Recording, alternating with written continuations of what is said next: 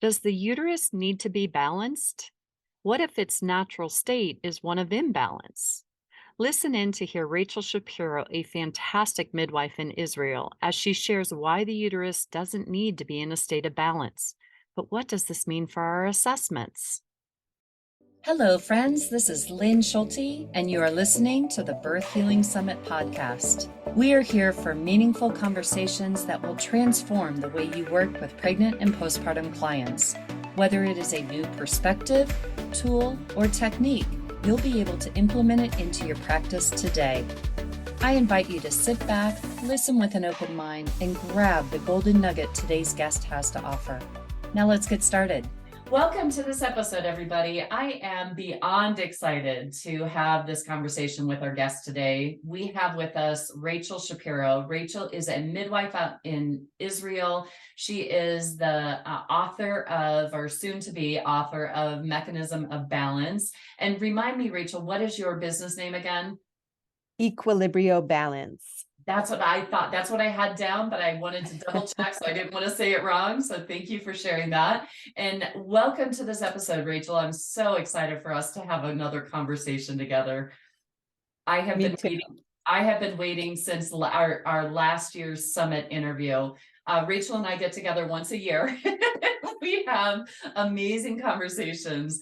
And I do have to share, Rachel, that after we did your interview last year on the uterosacral ligament, that it completely changed the results I was getting with doing intravaginal work when I started looking for the uterosacral ligament.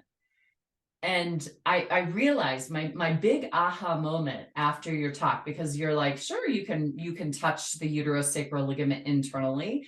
And I was like, really? And then I realized that you're a midwife and you go internally with 2 fingers.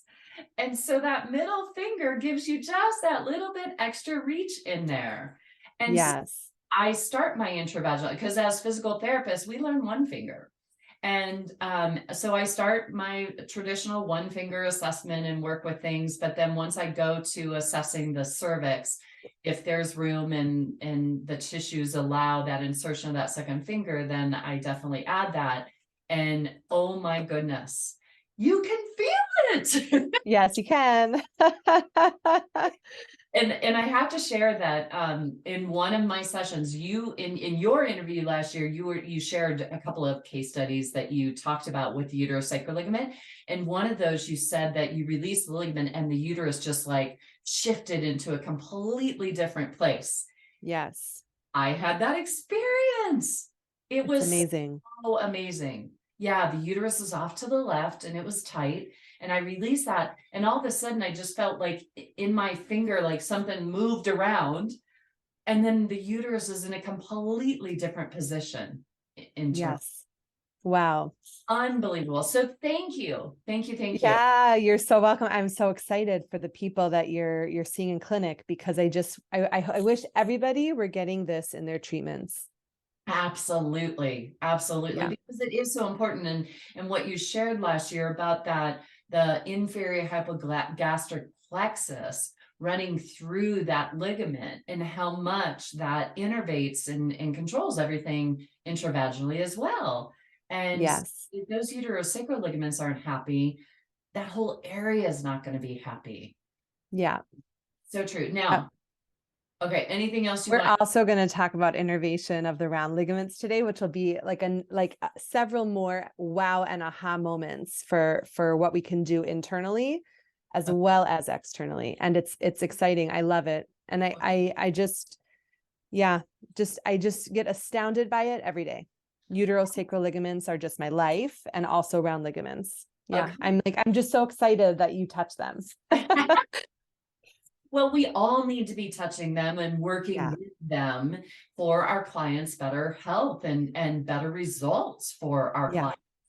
Oh, do you have anything else you wanted to add about the uterosacral ligament? Yes.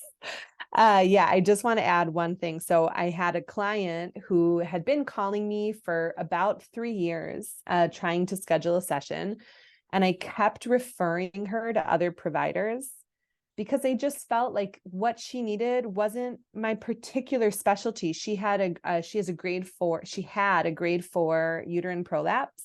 So Whoa. her cervix was over 4 centimeters out of her vaginal opening on average. Wow. And she had had this for 8.5 years. And I sent her to all of the leading pelvic floor physios, the pelvic floor osteopaths, internally, you know, from France, from many different countries, different approaches, leading pelvic floor surgeons all over the country. And she went to all of them, and all of them basically said, there is nothing to be done here except surgery. And the reason why she didn't want surgery is because she still wanted another baby.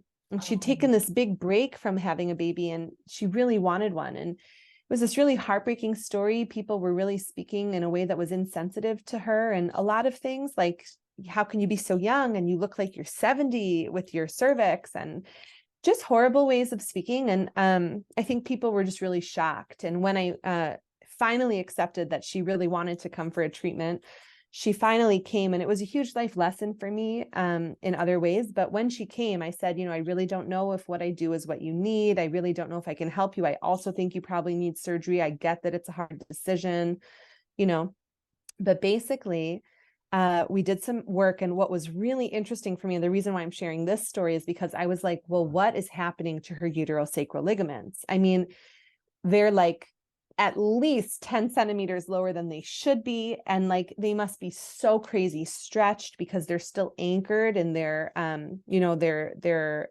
proximal or insertion, sorry. They're still anchored in their proximal insertion, but they're like so low in their distal origin. And I was just like, you know, what is going on with them? So her whole cervix was like white tissue. This just happened like 3 months ago. Her whole cervix was like white tissue. She came for an hour and a half, probably 20 minutes was intake. We started working really gently, and I had to just touch the uterosacral, like what is going on with them. And I found them, and there was like it was just like it was like the only word for it is just like there was no tone. It was like atonic, you know. It Yeah. was so past hypertonic from this stretch that it was just atonic. And I just touched them so gently and so gently. It's right out of her vagina. There was no inserting fingers, you know, and just touched them so gently and so gently. And then we replaced the uterus internally, and then kept working on them where they were less stressed once originally touching them. Anyways, by the end of the session, the uterus was out just about 0.5 centimeter. And I said, okay, well, let's see what happens. You know, this is now when you've been laying down, you know, go home, let's see. Well, she writes to me, you know, I ask all my clients to be in close touch for 4 days. And anyway, she wrote to me for those 4 days. And then a week and a half later, she calls me and she said, still, it's now only 1 centimeter out of my vagina. And I no longer have to replace my uterus to pee. I no longer have to replace my uterus and use my finger to like take out, you know, my bowel movement. She said, she was worried that like, she felt like her vagina was like tight around the uterus. And I said, it's supposed to be, it's closing. And to this day, it stayed after just one treatment. It stayed, you know, and it had been over 4 centimeters for 8.5 years. And I just want to say and she has this document. I mean, she saw all the experts. And I just want to say that that's the power of when the issue is a uterine ligament, and it isn't always, but when the issue is uterine ligaments and they haven't been addressed, when you do address them, you see magic. Yes. Life has changed. Yes. Oh my goodness. I experience that all the time, especially with the uterosacral ligament. And I have had some experience with the round ligaments too. So I'm excited that we're going to be tapping in on that. So wow. Thank you so much for sharing that. I think for all of us that, you know, is the awareness that uterosacral ligament is the massive support system for the uterus. Yeah.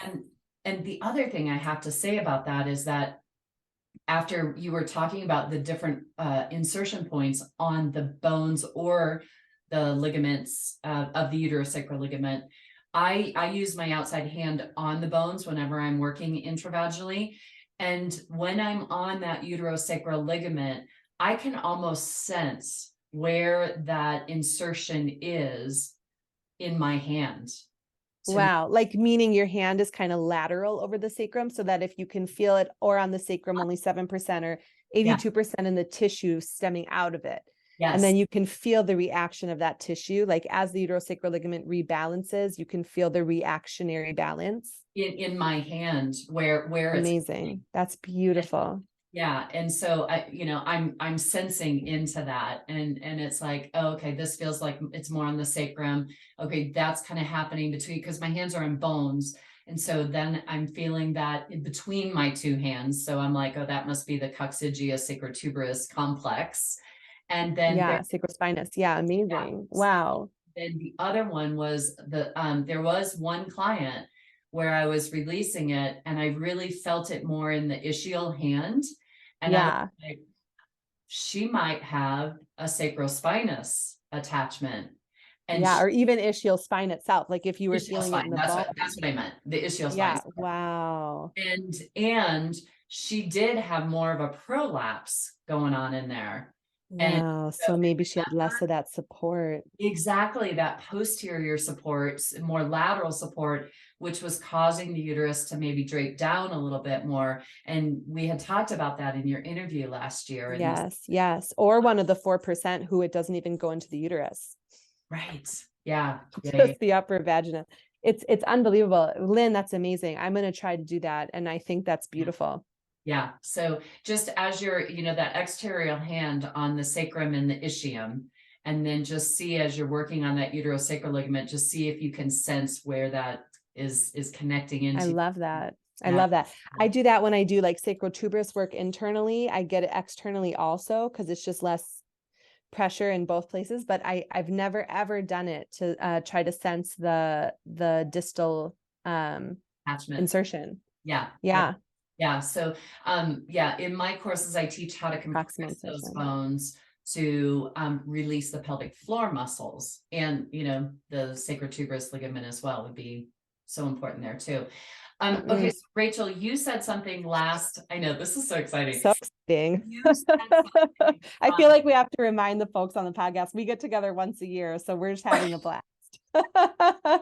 Yes. Okay. So we said something. Yeah. Yes. Okay. Go ahead. Last year, you said something about the uterus does not need to be fully balanced when in pregnancy, right? To go actually ever. Okay. The uterus actually is not. I mean, its balanced state is imbalance. Really? Yeah. Why is that? Okay, so this is our actual talk. Yes. This is our scheduled talk for this podcast. Yes.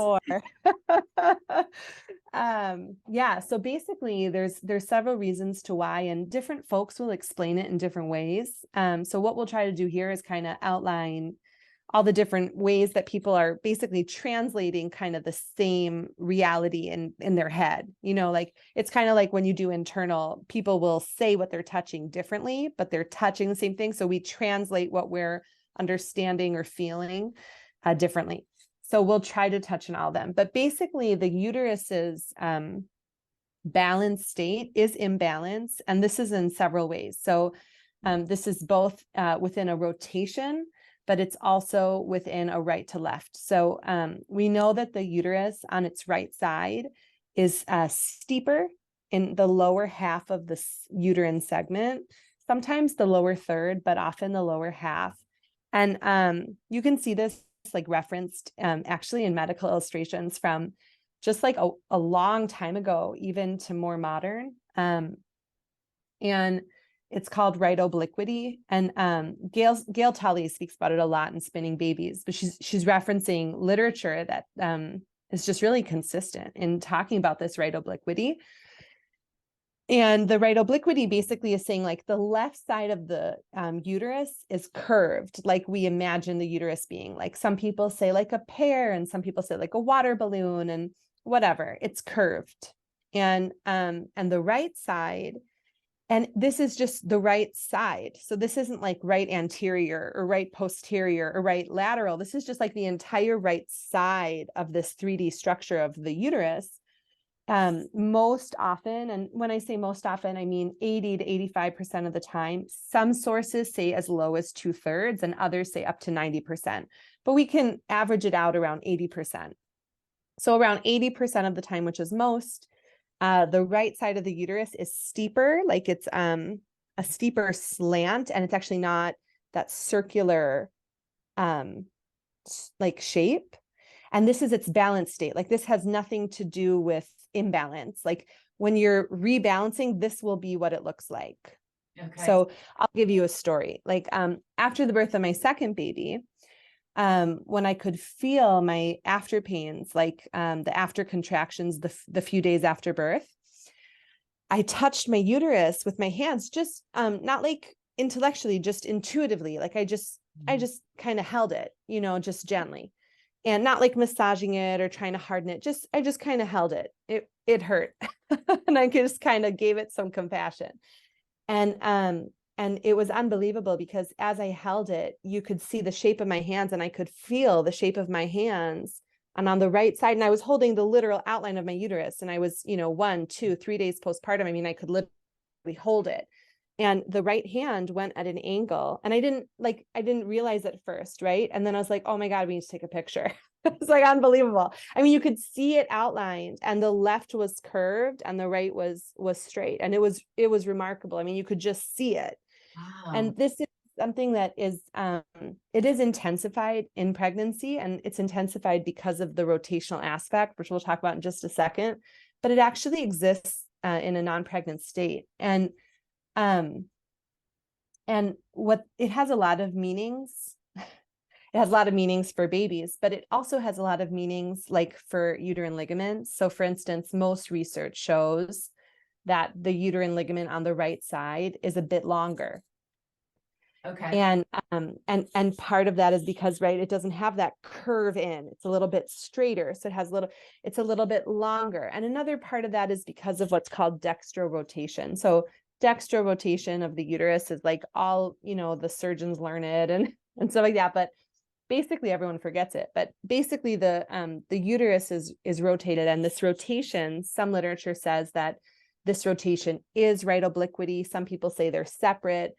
The basic bottom line is that one affects the other, but you can see it best in a pregnant uterus because it's so visible, because it's enhanced so much. So as the uterus in its pregnant state comes and rises out of the pelvis and then keeps growing into the abdominal cavity, basically the ascending colon and the descending colon, they're not in the same place in the body.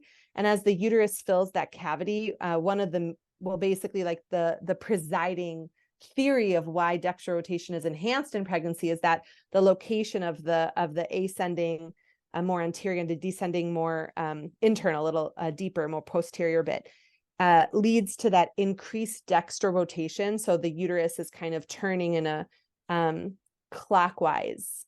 Okay. Right to the right. So that's clockwise, right? Yeah. To the right, dextrorotation to the right. So that right side is kind of coming deeper in, and that left side is kind of coming further out. And it has a lot of implications for palpation and pregnancy and position of the baby and the rotation of the baby in birth. But it also just helps us understand a lot about the uterus in a non-pregnant state as well as pregnant. And that is that it's just not balanced side to side, but that is its balance. Like this is a balanced uterus. This has nothing to do with tight uterosacral ligaments, tight round ligaments, tight broad ligaments. It doesn't even have any conversation around the psoas, the respiratory diaphragm, supporting structures around it. It's not about pelvic bone imbalance, nothing like that. This is just the uterus's natural balance state is asymmetrical. Got it. So basically imbalance is balance, like that asymmetry. So what we think of balance as being the same, symmetrical, but that asymmetry or that lack of balance, that side to side, is actually the balanced state. And then the last thing I'll say before I pop back to you is that is basically that for me, what this means is that the question that I ask myself and my clients and my students of professionals is this like imbalanced balance, this asymmetrical balance, this imbalance, is this functional? Because imbalance is this asymmetry is balance, but also imbalance itself, not asymmetrically, but actually tightness or looseness, it's daily as well. And our uterus doesn't actually need a perfect state of balance. It's not what it needs. It exists within this imbalance state as well. If you think of imbalance like an equilibrium state, it like that is daily. It's minute to minute. We're constantly bending or standing on one hip, or turning around, or we're that equilibrium is imbalance as well as asymmetry. So basically the question that I ask is this imbalance functional? If my body works with this imbalance and integrates it into its new state of equilibrium, moment to moment, day to day, week to week, year to year, that is balance for me, asymmetrically, naturally, but that is balance for me, because balance is sort of, it's a range, right? It's not a definite place you get to. It's a range. So the question becomes, is it functional? And what I mean by that is, does it affect us? Does it give us pain? Does it give us discomfort? Do we have less pleasure? Do we have issues with fertility? How's our pregnancy? Are we comfortable? How's our birth? Is it easy? How's our postpartum? Do we have pelvic pain, pelvic imbalance, back? Do I feel hormonally balanced? All sorts of things that have to do with mechanical uterine balance. Those are the questions of, is it functional or is it not functional? But imbalance itself is a part of the balance we have today. Well, that makes sense to me as we think about the expansion and contraction of the uterus each month. Yeah. Right. And so there's a 10 to 15% increase in size with our periods, right? And so those, things need to stretch and contract and be able to expand as it needs to during that cycle. I'm so glad you asked what you meant by functional, because that was going to be my question. Is like, if it's creating pain, so when you go to assess a uterus, then what are you looking for? Well, it's a great question, Lynn. I guess I look for a lot of things. I mean, the first question I ask is before I'm assessing, which is, why are you here? What's bringing you?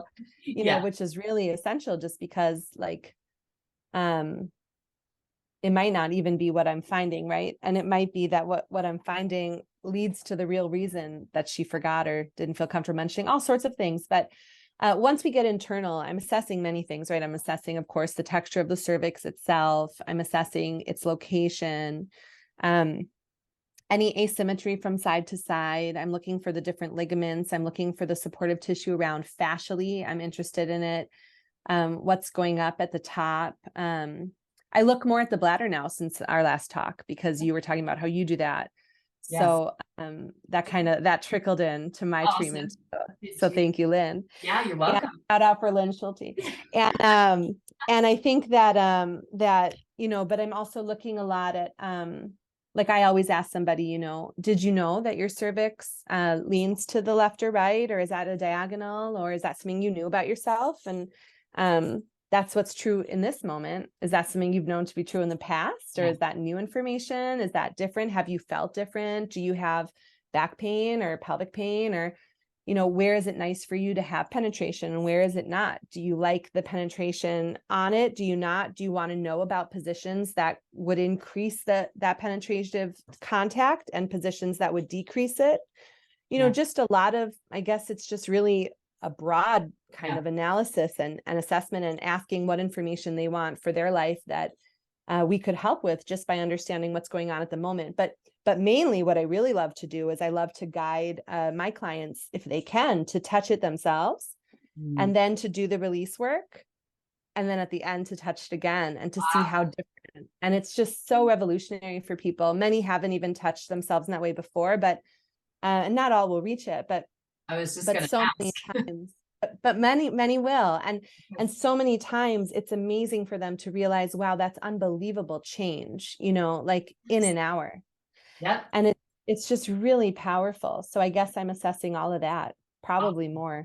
A question, right. A question that's coming up for me though is retroverted and retroflex. Now this could be a totally different, like a whole nother summit topic. I think we've Yeah. already got them scheduled to 2026, 2027. But are you able, do you find that you're able to change retroversion, retroflexed uteruses with your work? Well, I really love that you asked that question because I wouldn't try to change it. But and I know this is what you mean, but I just have to be semantic about it because it's actually a really important distinction for me. And it's a really big part of what I try to teach with internal work. So I wouldn't try to change it. And I think a lot of us do try to change it. I know I used to, because I had an idea of what balance looked like.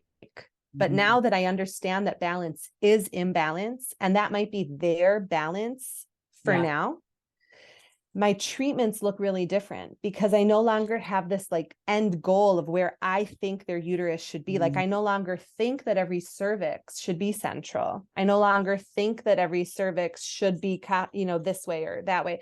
So now I'm just really in this like relationship with their body and their cervix and talking to them and figuring out like what's going on for them, what they know about themselves or not, what they feel, when they feel. And at the end, we just see what their body did with the balance we added and what their new balance looks like. Okay. And I really like reframing imbalance in a balanced lens because this is your balance for now. And that balance is functional or non-functional. You might need to come back in a week and you might need to never come back, but that's my hope. But definitely it's I'm like the weirdest clinician. I'm like, I want to never see you again. But definitely it's a reframe that I think is empowering for people because it's like, instead of thinking, well, I have this imbalance that I need to try to fix, and we're trying to fix so much of ourselves instead of just accepting it. It's like, oh, this imbalance is natural. It is physiological. It's not pathological, unless sometimes it is, of course, like the other story, but it's physiological most of the time. And this is my balance at the moment, and it's functional or non-functional.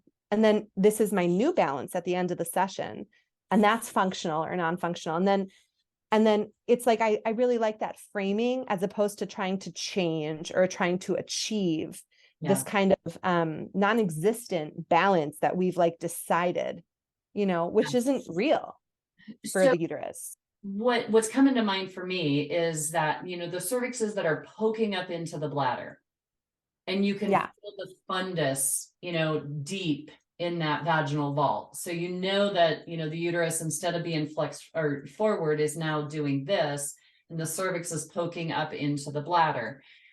What's your approach for something like that?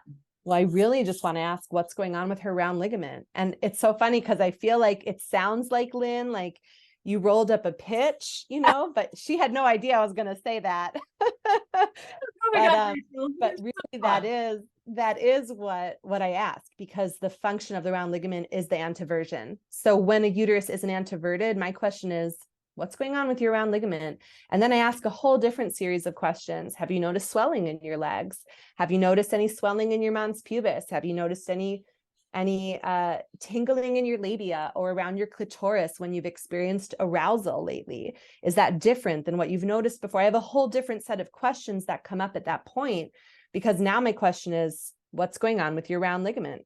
Oh my goodness. And you know what? We need to end this podcast time right now, because that's where we're going in the summit interview. And we're going to explore that more, everybody. So please make sure that you join us for the Birth Healing Summit in this year. April 10th, it will start. We will dive deeper and we will understand more about this round ligament. Rachel, that is so funny. I did not intend that, but boy, was that perfect. Yes, it was. Okay, so thank you, everybody. Thank you, Rachel, for sharing all that. That really opened my eyes to understanding more about the uterus, and that it's not, I love this idea of imbalance, and that that's its natural state. But we need to make sure it's functional. So working with the uterine ligaments to decrease pain, increase function is our goal. And increase pleasure. And increase pleasure. Stay tuned for April. Okay, great. Blast. I want to also throw a put a big shout out to you and your work. And you are coming to Seattle in June to teach both a pregnancy and labor course and a postpartum course all around the uterine ligaments. Or is it more pelvic floor focused or what? So the postpartum course isn't really, it's like a pelvic balance course, and we'll be addressing largely pelvic ligaments, though a few uterine will sneak their way in. But largely, we're going to be talking about a lot of pelvic ligaments. We're going to be talking about all 5 of the sacrococcygeal ligaments. We're going to be talking about sacrospinous, sacrotuberous, internal, and of course, we'll access the uterosacrals. Yeah, awesome. Oh my goodness, I'm going to be there, guys. So I hope you all will too, because I just, in talking with you these last couple of years, just every conversation we have, it's been like boing, mind blowing, and really, really influential in changing the results I'm getting on with my clients on the table. So Rachel, you are such a blessing to all of us.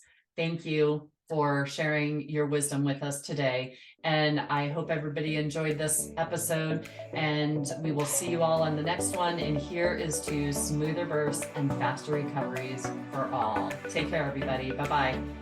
Today's podcast was brought to you by the Institute for Birth Healing. To discover more, visit instituteforbirthhealing.com. To claim $50 off of any online course, use coupon code podcast50 at checkout. Till next time, I'm Lynn Schulte, founder of the Institute for Birth Healing.